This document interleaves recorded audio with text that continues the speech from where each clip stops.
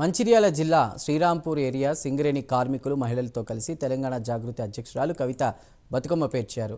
సింగరేణి కార్మికులతో కలిసి బతుకమ్మ సంబరాలు చేసుకోవడం సంతోషంగా ఉందన్నారు. బతుకమ్మ తల్లి దయ వల్ల ప్రజలంతా సంతోషంగా ఉండాలన్నారు కవిత. తెలంగాణ తల్లి నుంచి బతుకమ్మను దూరం చేసిన ప్రభుత్వంపై వ్యతిరేకత నిరసన తెలియజేస్తున్నామంటున్న కవితతో మా correspondent Chandrashekar face to face.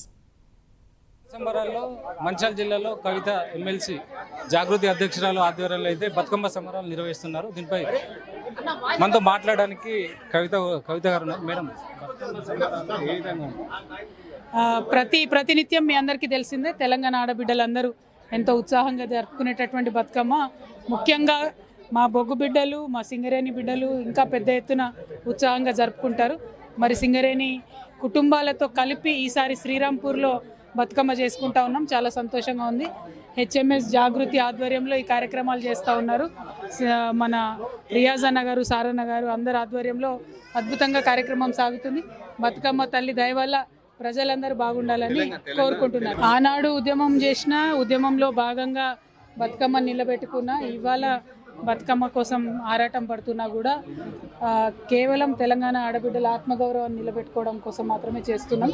మన బతుకమ్మను తెలంగాణ తల్లి నుండి మాయం చేసినటువంటి సర్కార్ ఇది. సో ఇవాళ బతుకమ్మ ఆడుతున్నామంటే ప్రతి ఆడబిడ్డ గుండెలో బతుకమ్మ ఉన్నది, కానీ తెలంగాణ తల్లి దగ్గర నుండి దూరం చేసిన ప్రభుత్వం.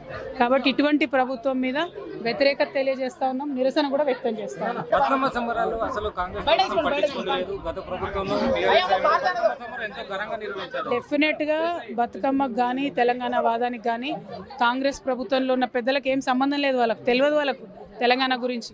అందుకనే తెలంగాణ తల్లి చేతులకు వెళ్ళి బతుకమ్మను దూరం చేసినటువంటి పరిస్థితి. అటువంటి సందర్భంలో మనం అందరం కూడా మహిళలము ఇంకా పెద్ద ఎత్తున పండగ చేసుకొని ఇది మా సంస్కృతి అని చూపించాల్సినటువంటి అవసరం ఉన్నది.